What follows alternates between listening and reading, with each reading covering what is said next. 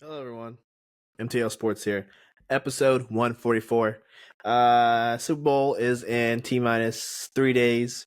But we still got plenty of NBA to talk about. NBA trade deadline officially ended today at 3 p.m. We are recording on a Thursday, a little different than normal, but we're going to give you all the latest trade deadlines, news, and some winners and losers from this trade deadline. And then we'll end the show with Super Bowl predictions. Who do we think is going to win? What do we think the score is going to be? All your gambling tips and tricks for this game, we got you covered. So, all that being said, guys, stay tuned.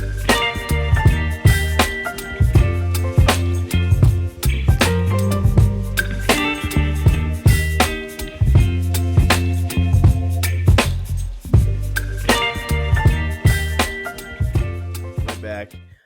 NFL, the Super Bowl is this weekend, but we're going to go over the NBA trade deadline. A lot of trades happened between the last time we spoke to you guys, which was, I guess, Monday, and the deadline at 3 p.m. today. So, a lot to go over. Let's jump into it, and then we'll end the show with some NFL. I guess let's just go in order. So, I think before or after we left, the next day, the Mavericks traded for Caleb Martin, ex Heat legend there. He went to the Sixers just this past season. He's spent like 2/3 of his season there. Now he's in Dallas, and the 76ers get Quentin Grimes, a second round pick. What do you think about this trade, Lawrence? It's a smaller move, but Dallas gets some defense. I mean, truly, honestly, I don't know what the new math team is supposed to be. Um, Mm-hmm. I mean, I get the roster, but I don't really. I guess I don't say I would particularly like it. Uh, it just kind of feels like they got rid of some youth, um, in different aspects or different areas. They kind of didn't need to. I think Quentin Grimes gives you a little bit more push, a little bit more Mm-hmm. pace with the ball. Um, I think Caleb Martin is a filler piece to the PJ Washington absentee every once in a while. Just seems like he's consistently you know missing games. So Yeah, I mean, I don't really get it from the Dallas perspective. You think they would have gotten another shot creator? That's what I thought they needed. Because basically it's only Kyrie and AD who can get their own shots. So you think they'll probably try to get one more guy. They got Jaden Hardy, but he's not really proven. So I don't know. Caleb Martin, he's done well in the playoffs. So maybe they're just expecting, hey, a veteran who can who's been there, done that in the playoffs. Um, so yeah, maybe that's what they're going for. But I think it's a decent trade. Definitely good for the Sixers. Uh, Tice goes to the Thunder. Pelicans just get some cash. OKC gets another big man. I mean, it's good for them. I don't really have any other thoughts about that. What about you? I don't even think he's gonna play. Well, I think Hartenstein's out again. So, and Chet comes back tomorrow. So, he might play a little bit. Those two always get hurt. So, at some point, he should play. Yeah, fair. Move. Uh, Sixers send KJ Martin to the Pistons. And then the Sixers get cash. I guess this is just the Sixers just trying to get shred some money, get under the I forgot what apron they're under, but they're just trying to shed some cash or some salary. So it's good for them. They picked up a Grimes, so it's not a need for KJ Martin. Pistons they got cap space. They'll take the picks. Thoughts? Trade value later on with those picks. Yeah, I agree. Celtics make a little move. They send Jaden Springer to the Rockets. Then they get a second round pick back. This was just another cost saving move for the Celtics. And then the Rockets just get a guy that might help, might play, might not. Who knows? What do you think? Um, This is one of those washaways. Uh, Rockets get a player of low value to add to a trade later on, and or doesn't cost a whole lot, and you already have the roster that you want to make a push with, so you're just getting some leverage with some depth to it. Probably doesn't play. And Celtics, I mean, at this point, you already got the team you need. You're gonna have to fill a 13-man roster. What about just filling it with a cheap second round pick? Yeah, I agree. Uh, this one was I like this one for the Kings. The Kings want to stay competitive, right? So I get them making this move. The Kings of all teams trade for Big Val. We've been speculating all year that Big Val will probably go to the Lakers or some team that really needs a big, but no, Big Val goes to the Kings and the Wiz get back. I think this guy's a rookie. I don't know how to pronounce his name. I'm pretty sure he's a rookie, and they get 2 second-round picks. I like it for both teams. Wizards need all the picks they can get. Kings, I think to maximize Sabonis, you probably need a true center to play with him. Sabonis he's long, he's lanky, but he doesn't get the a big Girth. build to him, so he can get pushed around. Yeah. What do you think? Hey, I think Sabonis has proven he can play minutes at the big. Um, he's proven he can play big moments at the big. Mm-hmm. This lets him get about 20 to 25, I would say, minutes throughout a game, not having to play the big. You can put Big Val in there, control the paint. Sabonis can drive lanes, shoot mid range. I still think the problem with the Kings is that a lot of their game now with DeRozan and Levine kind of goes through the mid range. Levine likes to take pull ups. He likes to drive the lane. He can shoot a three. He probably shoots a three better than um, De'Aaron Fox. But I feel like they're going to get congested in certain games. Yeah.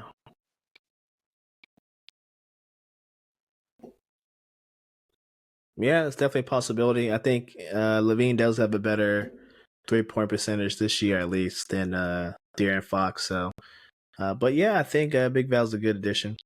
Um, Bucks get a backup center. They get Jericho Sims. Knicks get DeLon Wright, some cash. Um, this one was looped into the next trade, which is Bucks get Kyle Kuzma and Patrick Baldwin Jr. in a second round pick, and the Wiz get Chris Middleton, rookie AJ Johnson, and pick swap in 2028. I'll let you go first on this one, Lawrence. How do you think the Bucks did in this one? Getting Kuzma, Patrick Baldwin, and essentially Jericho Sims too. How do you feel? I mean, truthfully and honestly, this one, I feel like it kind of put the Wizards in a state of "you're my bitch." I'll say the best. Um, Being that like you're not going to the playoffs, you're not any good. You're going to give us your nice young talent that obviously either wants out or isn't playing and meshing well with the unit that it's in. For this old, we can say semi legend, pseudo legend, um, from a unfortunate franchise, um, and see where our paths go. Um, you brought in an older feller who isn't really going to help your team down the line, and or will want out within a year. So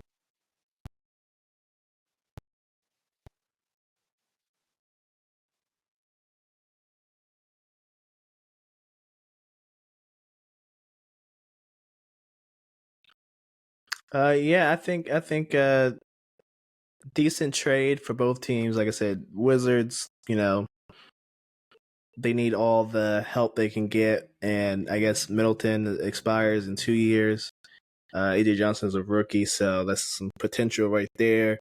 Um, Kuzma to the Bucks, it's better. You get a guy closer to Giannis's timeline than Chris Middleton, who's getting up there in age and always seemingly is hurt. So we replace him with a guy who Kuzma's kind of reliable. He probably sat out more in DC just because the team's bad. There's no point in playing if the team's bad. So you probably sit out more than you need to. Patrick Baldwin Jr. is not a bad backup. Four could play 3 or the 4 or small ball 5. So I'm looking for the Bucks. I don't think it really moves the needle for them. I think you just get a younger guy on Giannis's timeline, and it looks pretty because he's younger. But in reality, you're getting basically the same. You're gonna get the same type of production. So, and you get Jericho Sims, a backup big. You don't have to play Bobby Portis at the backup 5. Bobby goes back to his natural 4. You can play Jericho Sims at the 5. So I mean, the Bucks, they got slightly better, but I think it's just icing on the cake. I don't think it's really like you're adding more ingredients to the cake. You're just putting icing on top. So um, the Pels made a move. This was surprising. I knew Ingram was gonna go somewhere. I didn't think it was gonna be the Raptors. Raptors get Ingram. Pelicans get Bruce Brown, Kelly Olynyk, in a 2026 pick, 2025 second round pick. For me, the Raptors doesn't really make sense. I feel like they're still in like that rebuild phase, and I feel like getting Ingram doesn't really help with that. I feel like you should just tank and hopefully, like, even if you don't get in the bottom 4 or 5, as we saw last year, the Hawks got the number 1 pick, and I think they were like the 6th or 7th best odds. So if you're the Raptors, you just hope you get the same thing happens to you. So I really don't like this move, but I don't know. Maybe they know something I don't, and they feel like Ingram can be, that piece that makes them another piece away from actually contending in the East. So if you look at it like that, it Uh, makes sense. But other than that, I'm not digging the trade. What about you, Lawrence? yeah, I think the biggest upside for the Pelicans is you got Bruce Brown, proven really good in postseason play. Now, whenever you finally make your way back, you could possibly utilize him, or you might be able to use him as a trade piece to a contending team. Maybe trade deadline next year to try to get your Pelicans team to where you think it needs to be. You probably had to move off probably McCollum at this point because he's probably not going to add anything to a 2 or 3 year line push down the road in terms of any magic. But honestly, if they're the Raptors and you went out and you got Brandon Ingram, what did you really lose? You lost Bruce Brown, who really hasn't done a whole lot for you. Because let's face it, you're not his cup of tea. Um, take it how you want. Kelly Olynyk, which is he's Kelly O'Plum. He's been around forever. He's always on a different team every other year. So Yeah. all he did was get rid of an ex-girlfriend, pretty much. And then you lost the first round and second round pick. That first round pick, you don't know what you're going to get out of it. Brandon Ingram is a former. Was he a first round pick? I'm assuming he was a first round pick. Yeah, But Ingram was like 3rd, I think. so you just give a first for a first in some eyes. However, I don't know. I feel like a Brandon Ingram going to the Raptors probably makes him feel a little bit more rejuvenated in a hopeful aspect, so that he'll actually produce. Yeah, we'll see. It's an interesting trade for sure. Bruce Brown is a free agent after this year, so uh, he's most likely going to be a buyout candidate. So we got to keep our eyes out on him. Um, the big trade everyone probably wants to hear. Jimmy finally gets traded. He gets what he wants. He gets his joy back as well. Jimmy goes to the Warriors. Miami gets Kyle Anderson. This trade isn't the whole trade. PJ Tucker does not go to Miami. He actually goes, I think, to Toronto. In the updated version of this trade, Pistons get Waters, Josh Richardson, and Dennis Schroeder goes to the Jazz, which I'm pretty sure he gets rerouted back to the Pistons. Um, yeah, I think for Miami, this is not the best case scenario. This is like a good trade for them. It's not the best case scenario. It's not the worst case scenario. So for that, I give them a B on this one. You get a 2025 first round pick that's protected in the top 10 from the Warriors. So they get a pick in this year's draft. This draft is packed with some good talent. The Heat have been picking pretty decent in the lottery. Um, so if this pick is anywhere from 11 to 16, even if the Warriors do make a push and get into the playoffs and it's more like an 18, 19, 20, I think they'll have no problem finding a diamond in the rough with the way they've been drafting the past couple of years. If you go back to, Bam was a late lottery, Hero was late lottery, Hawkins was 17. I think Jovic was like 18 or 19. So they've done a pretty good job drafting. So I get why, first round pick is, especially in this year's draft, is probably a big get for them. You get Wiggins, big need on the wing. They need a wing who can shoot threes and play defense. Jimmy did not do that, so upgrade there. And you get slow mo. Unfortunately, he gets slow mo. I don't know what they're gonna do with slow mo Lawrence, but they got him. Jimmy on the He's good for Warriors, moral support on the bench. I guess. Jimmy to the Warriors. I like the fit. I don't see how much better he makes them. Um, if they get into the playoffs, we'll see. But I don't see it going as well as maybe the Warriors see it. But they had to do something. They couldn't let Steph keep playing with all these young guys and not give him at least someone that gives him a chance to actually go further in the playoffs. So I think it's a win-win for both sides. This is, like I said, a good case scenario. Best case scenario was to get Durant, but apparently they were asking for too much, that being the Suns. And worst case scenario was having to see Jimmy for the rest of the year. So what do you think, Lawrence? I mean, God forbid the Suns won a whole lot. Kevin Durant. Just putting it out there. Like, God forbid that you won a lot for, you know, first first bout Hall of Famer. Um, Personally, I like any move that the Heat would have made that gives you value back because you're not getting anything for Jimmy Butler. Like you can just call it a day. You're getting zilch, nada, nothing back from him. The best thing you could have done was to get rid of him. You get a first round pick out of it, an upcoming first. It probably, in my opinion, is probably going to have more value than people think. Um, you got Andrew Liggins. You got a guy that's going to go back into your starting lineup. If you're the Heat, you can at least know that you're probably not making any move postseason wise this year, but the East is weak, so you'll still make the postseason. And it's all about setting up. All you got to do is just get one more power pack on this team, and you got a lot of, I don't want to say role guys, but you got a lot of, I would say, upper class role guys.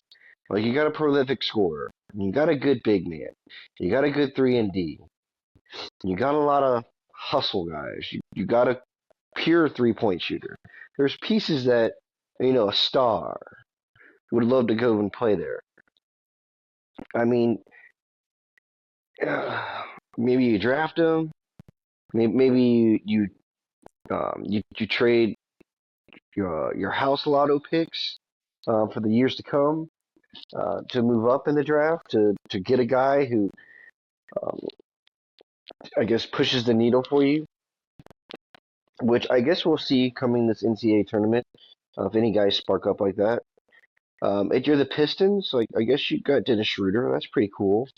And the Jazz, well, you again, you're somehow able to make your name a part of every trade. So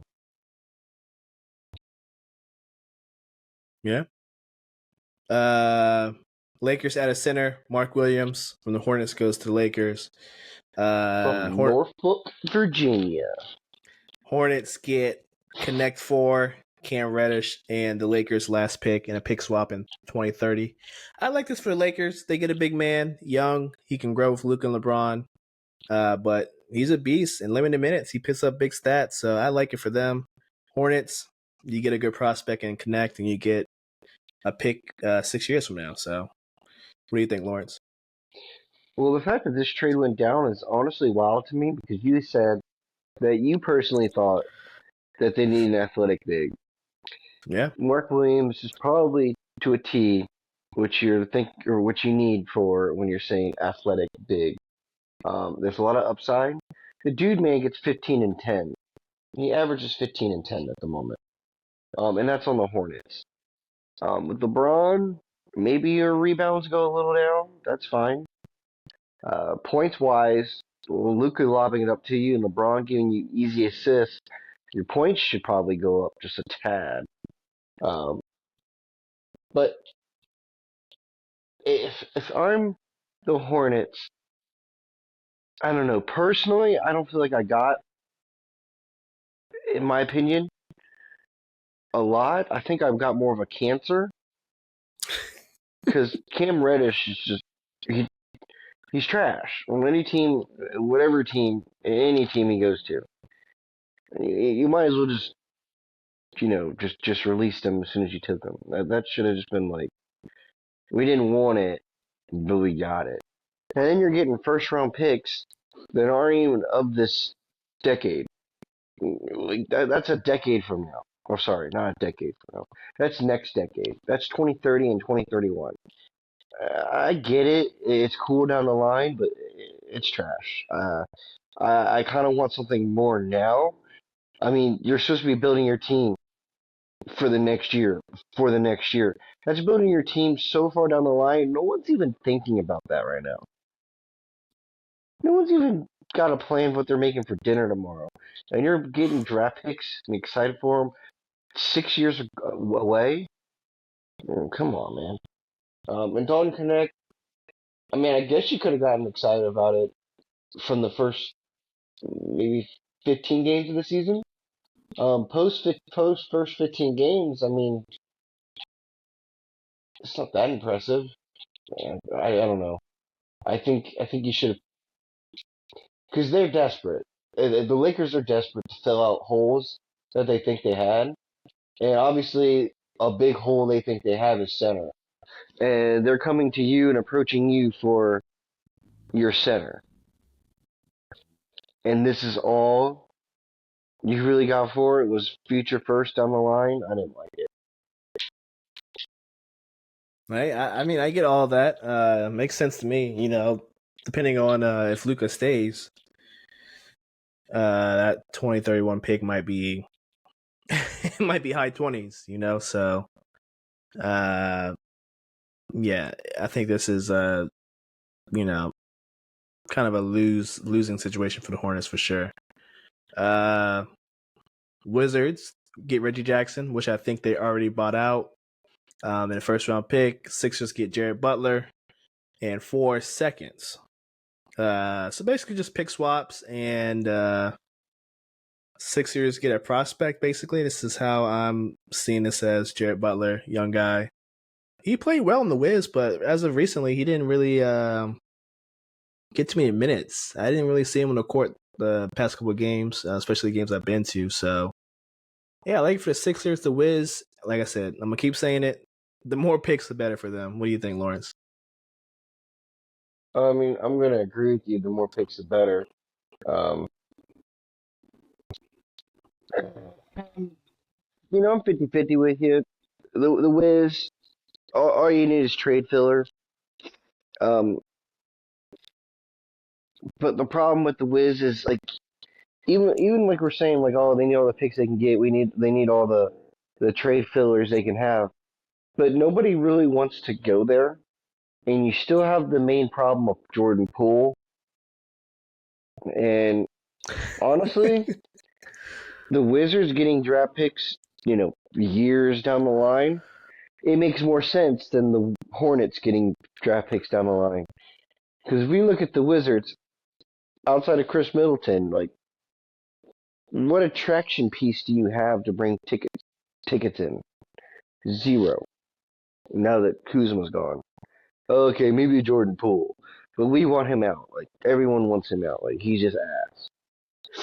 Now you're at the Hornets and you're talking about all these draft picks down the line, but you got a LaMelo.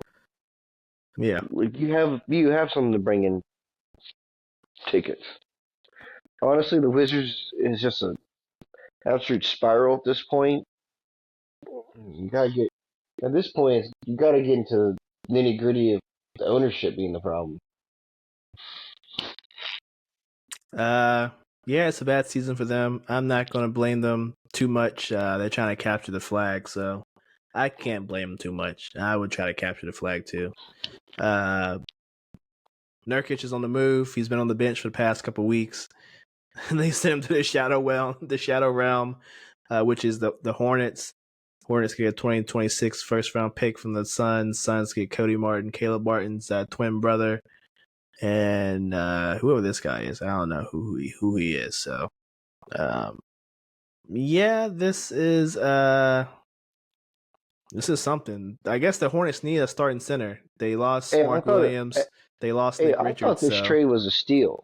I thought this trade was a straight up steal. for who? Now, do Which we side?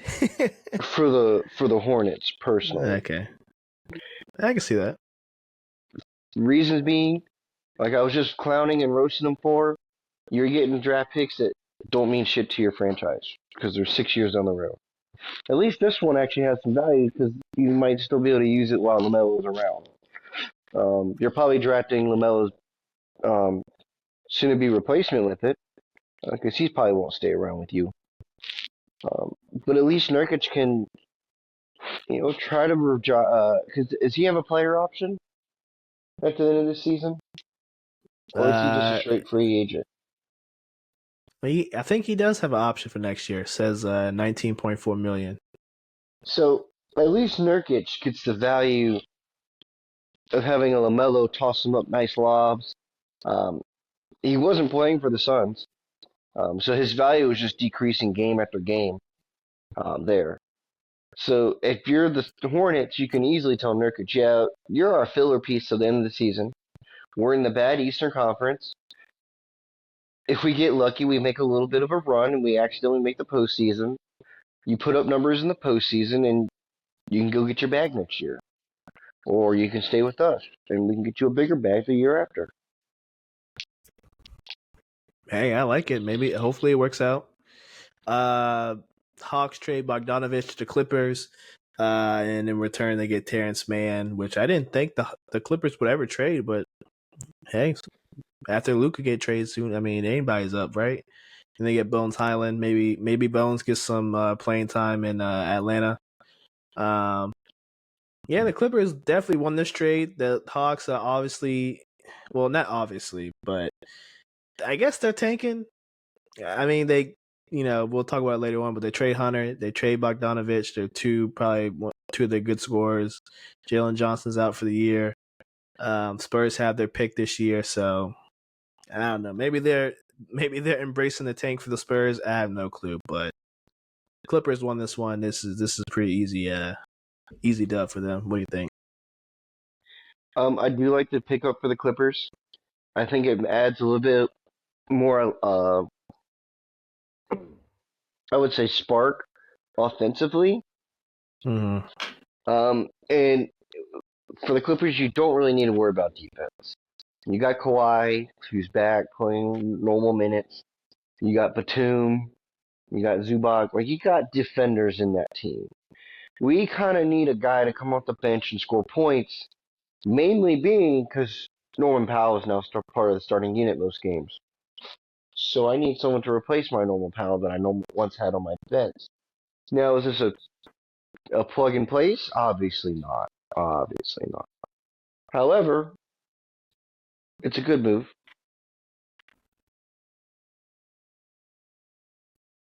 Yeah, it's a good move. I like it. What's next? I think the Wiz. Yeah, the Wiz, Grizz, and Kings make a late. This was closer. This was like close to 3 o'clock. This trade. Kings get this Jake LaRivia guy. Wiz get Kobe Jones, Marcus Smart, Alex Len, a first round pick in this year's draft, and the Grizzlies get Bagley, Johnny Davis, 2028 pick, and some second round pick, whenever. For me, Marcus Smart is probably getting bought out by the Wiz. So we gotta keep our eyes on that. Alex Lynn is just basically going to take the minutes of Bagley. Kobe Jones, I don't really know too much about him. Um, it sucks for Marcus Smart just getting passed around like this. After you know, Celtics didn't want him, so the Grizz get him. He gets hurt a lot playing in Memphis, and then pass to the Wiz. Hopefully, he gets bought out, and a good team picks him up. Hopefully, the Heatles they pick him up. Johnny Davis just didn't work out in Washington. I don't think he's very good. No disrespect, but I don't think he's very good. Bagley could be a good backup center. Um, and the Kings just get a player. So that's and the Wiz get a pick in this year's draft. Like I said, the more picks, the merrier. What do you think, Lawrence? How do you feel about this one? Honestly, this just feels like you just said before, Marcus Smart. He probably got tired of John Morant. He probably got tired of him being like a fake bad boy. Yeah. He probably just didn't mess with him. Just to each his own. Um, Phew. What can I really delve down and say about this overall trade? Um, Honestly, it's just another trade of the Wizards being um the bitch to somebody else, and taking scraps that nobody wants. So, Yeah, I mean, essentially, yeah. just trying to be an honest man. Uh, I wouldn't say I'm too thrilled of it, as a Washington sports fan. Yeah, if you're a Wizards fan, the pick is nice, but you're gonna buy one guy out, and then the other guy probably doesn't play. So it is what it is. It is what it is. Um, and then we already hinted at this. Cavs get Hunter, Hawks get Karis LeVert. He has an expiring contract, and George Niang, 2 second round picks, or no, 3 second round picks, 2 pick swaps. Cavs, I think this is an A for them for sure. They get a guy who can start, can come off the bench if he needs to, because you already got Max Juice, Dean Wade, who can start if need be. So they can tinker with their lineup. Whoever's playing the best probably gets to start. But at the very least, DeAndre Hunter, he's probably in the mix for 6 man of the year. Can score, plays decent defense. I like it. I think Cavs with this, they legit can go after the Celtics with this trade. I feel like this is just what they needed. What do you think, Lawrence? I'm right there with you. I'm agreeing with everything you just put down on the table. I think the Hawks are done. Um, I believe that they have fully accepted fate. That this season is all but over. Give me your scraps, whatever you need me to do. I will do it. Now, is it also a move to make the coach look bad and have an easy out to get rid of him? There's a camp that could say that's a possibility or some truth to that.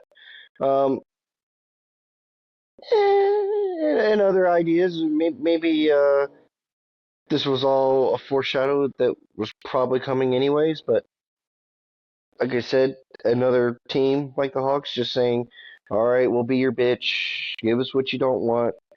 And if you're the Cavs, like, sorry, not sorry, but Karis LeVert doesn't really make any kind of difference on your team, to what it's going to do.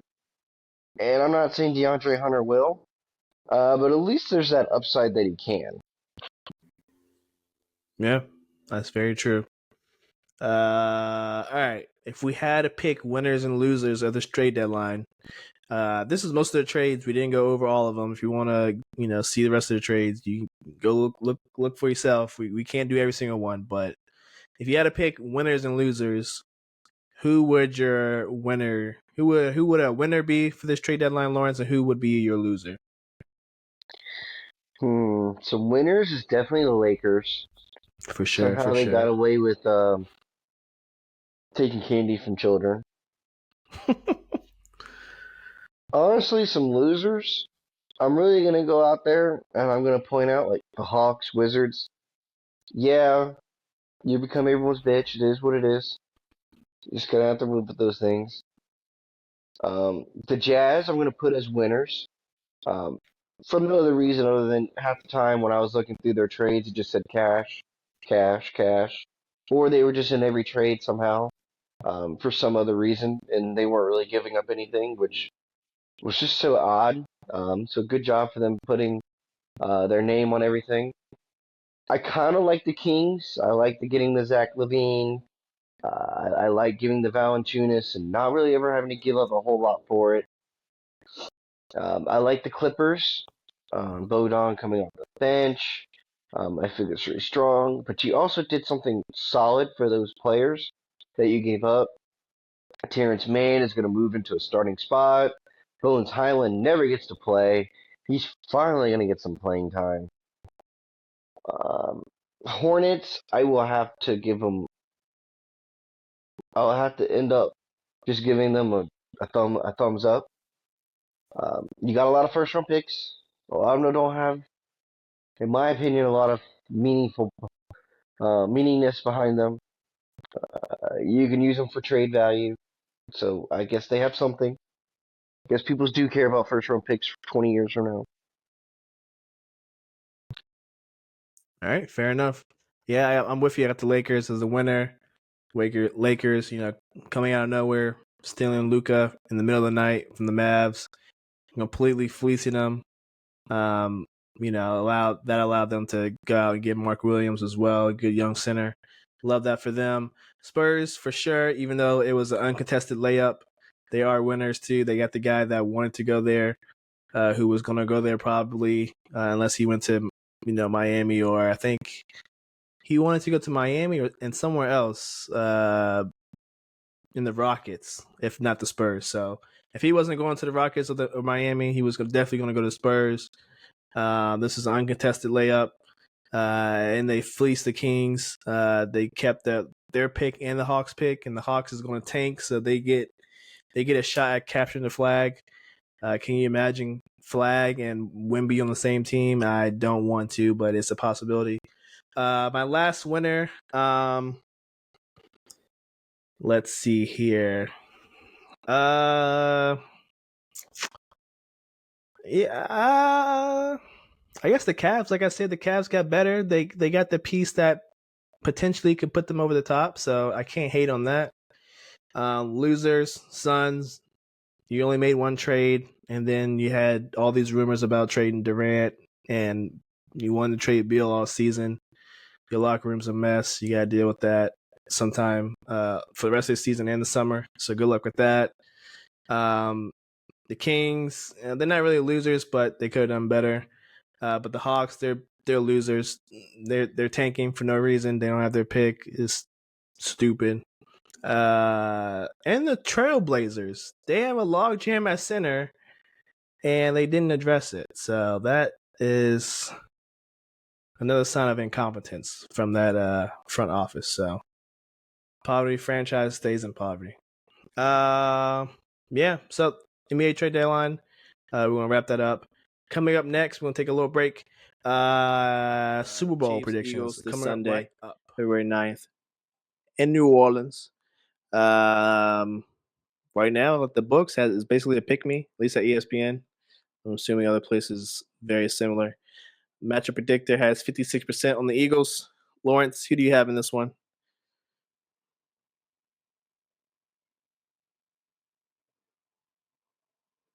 Let's get this up. Oh, there we go.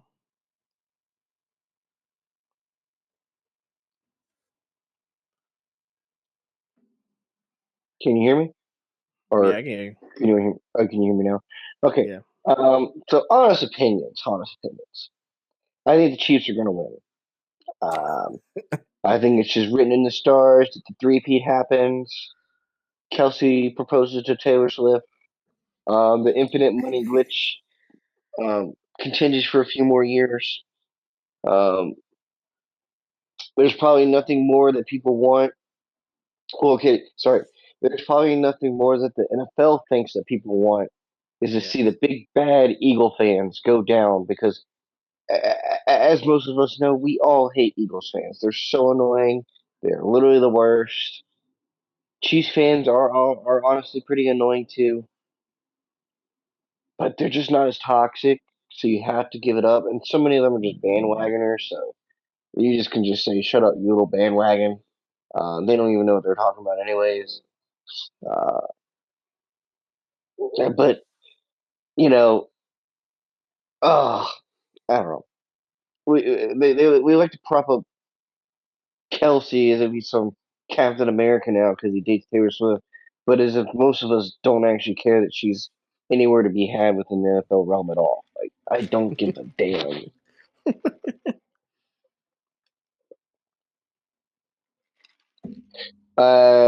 There's one thing I will believe in, and that's a Jalen Hurts touchdown. I feel like it's an inevitable that they will be within the 2 yard line at some point, and he'll just push himself up the middle because I don't think there's really any answer to it. Yeah, I agree with you on that. Uh, hey man, I'm just hoping and praying the Eagles win because if the Chiefs do pull off this repeat, we will not hear the end of it, and I mean we will not hear the end of it. You will hear from every Chiefs fan for the rest of eternity how they're the only team to ever do this, and Mahomes is the greatest of all time, and all this other stuff. Kelsey's the greatest of all time, all this other stuff. I ain't trying to hear none of that. Somebody needs to shut him up. Hopefully, it's the Eagles this time around, the rematch from 2 years ago. Eagles are younger on defense. They have Saquon this time around on offense. Offensive line still looks good. The Chiefs, their defense isn't as good, but they can still get the job done. Um, but the offense, I feel the offense is kind of shaky. But in the big games, Mahomes and Kelsey and the Zebras will pull through. So it's honestly an even matchup. It's gonna be a pick me, but like you said, Lawrence, the NFL has what they want. It's gonna push what they want, whether or not believe if you believe it's rigged or whatever the case is. We will see a lot of favorable calls going towards the Chiefs. I think it will be near impossible for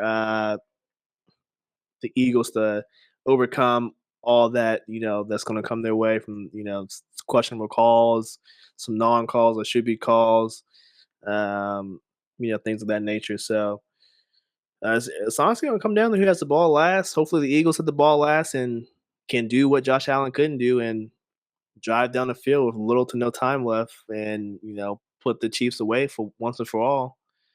I'm going to Eagles. Hopefully, they get it done. But do I like my chances? I'm right there with you, Lawrence. I do not like my chances in this one. But this is the last chance, man. If they don't get it done, they're gonna hear about, oh, can they do a 4P? Oh, can they do a 5P? Like, I don't want to hear none of that. I'm not trying to hear that, man. That's gonna be unbearable. Um, as far as betting, you say you had Jalen Hurts rushing touchdown. Any other tidbits you want to throw out there? I do think it's gonna be high scoring because I mean the Bills, them and the Bills were high scoring, so I think this is pretty similar built teams, except for the Eagles like to run a little bit more than the Bills. So, but I still expect the same scoring output. Um, okay, so my long shot one, or not my long shot hit, and honestly, a part of me is telling myself, go read back and go recheck the roster. There's no way he's still on there,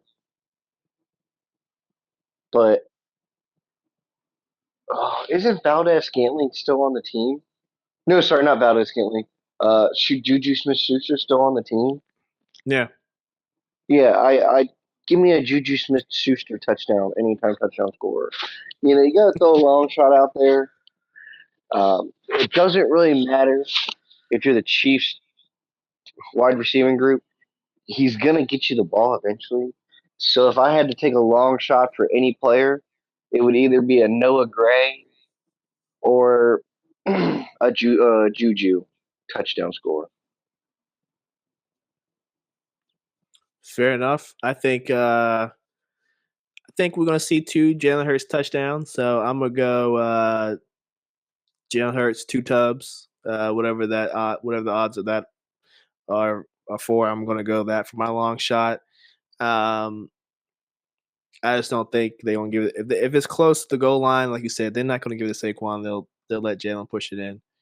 I don't think Saquon will rush the ball well, but I don't think he'll have big long gains like he did against the Commanders. I feel like at most he'll have like a 20-yard rush, maybe a 25, 30, but he won't have like a 60 or a 70 or anything like that. Nothing too crazy. The Chiefs defense is way too disciplined for something like that to happen. But so I don't have any Saquon props that I want to put out there, but yeah, that's my long shot. Game of Sunday. I'm excited. Hope this last game of the season. Then we'll get into the off season and we'll start talking about stuff like that. Um, anything else on the Super Bowl? I think we got everything covered, right?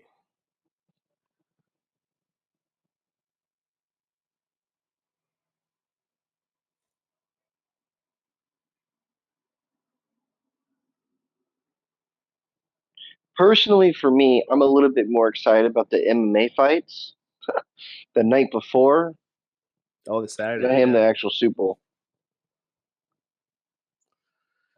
Is it Duplessis is fighting again? Oh yeah, baby! I'm gonna take me a Duplessis to beat Strickland again.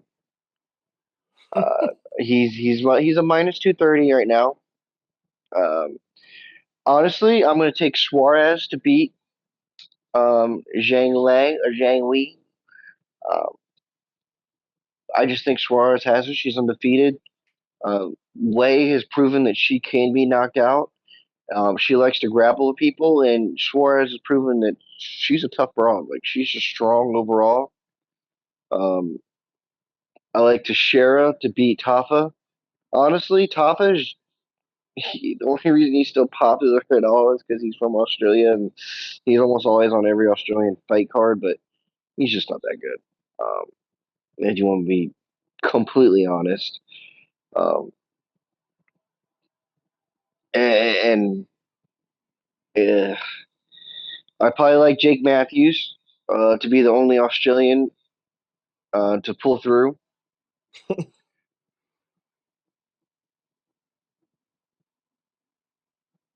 Yeah, and the prelims, I mean, they're all right, but it's that main event. You know, this is what we live for is give us a great main event, which they did.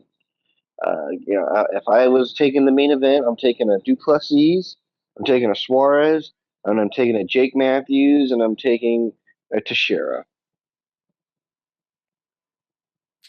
I like it. I like it. Uh, I probably will be watching this fight. Seems like it's a good lineup, so excited for that. Um, NFL honors are going on at this moment. We'll probably go over that next week because the MVP hasn't been announced yet, but all the other ones have been announced. Mason did win Monday or no yesterday, Wednesday versus George JW at JW. They won. Was a close game. Could have been another overtime game. What were your thoughts after this game, Lawrence? Mason still can't hit free throws. If they hit free throws, these games aren't close. That's our Achilles heel.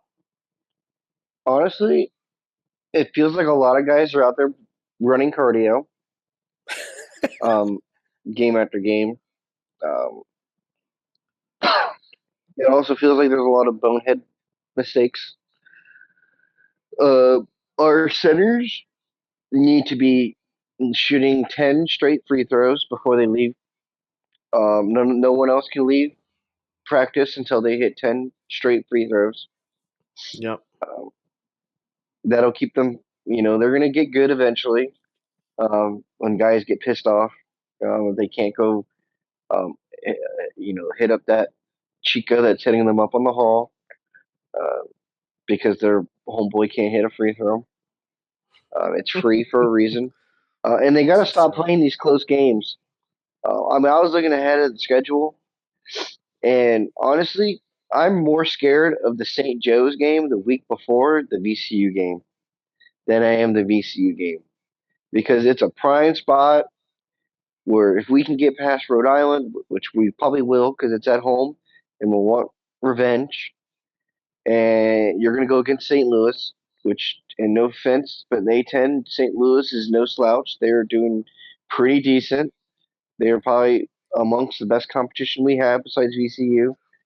But this St. Joe's team can put up points. They're not very good defensively, which we are top 8 in the country on defense, according to stats. However, our team is going to be so focused on VCU, and they're all we're going to be thinking about is VCU. And they have a whole week after this game is gone to prepare for VCU, and it just feels like a gotcha game, a game you weren't supposed to lose, like we did earlier in the season because we like to play close games. Um, I mean, it doesn't even. It's not even that scary of a game if you think on terms. Uh, if our guys could just win the games and play like you're supposed to against the bad teams. Yeah. I mean, the bad teams are getting close games, and it's not because of the defense. It's because they're just not hitting the free throws. You hit the free throws, the double-digit leads start staying double digits, but they're creeping in because guys are missing back-to-back free throws. I mean, there's nothing else more to it. Like you said, this team is doing well, but they have a got you game. A game that they should win, but they could get caught coming up soon. So we'll keep our eyes out on that. But good win at JW. Rhode Island this Saturday, homecoming. Should be fun. Anything else before we head on out?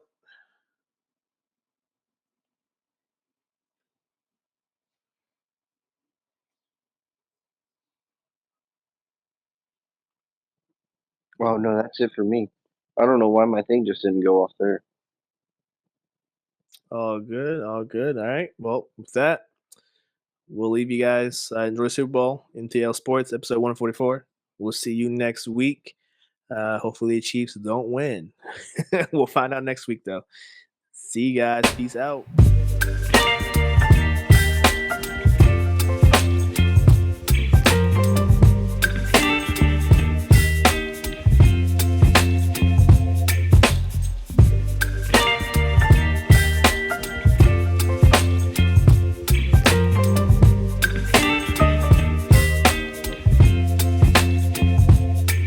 Baby, you give me ice and fire.